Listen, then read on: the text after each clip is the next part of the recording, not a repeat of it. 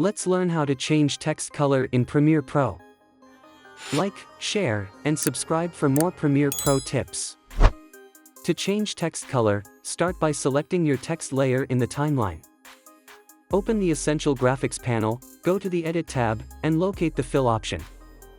Click the color box next to Fill, which will open the color picker. You'll see several options. Solid color, choose a single color for your text. Simply click on the color you like or enter a hex code for exact shades. Linear gradient, this option allows you to blend two or more colors linearly. Adjust the gradient direction and spread to create smooth transitions.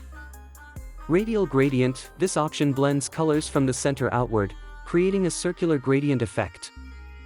You can adjust the center point and spread of the gradient for creative looks. Once you've selected your desired color style, click OK, and the changes will apply instantly to your text. That's it. If you found this guide helpful, don't forget to like, share, and subscribe for more Premiere Pro tips. Let me know in the comments what you'd like to learn next.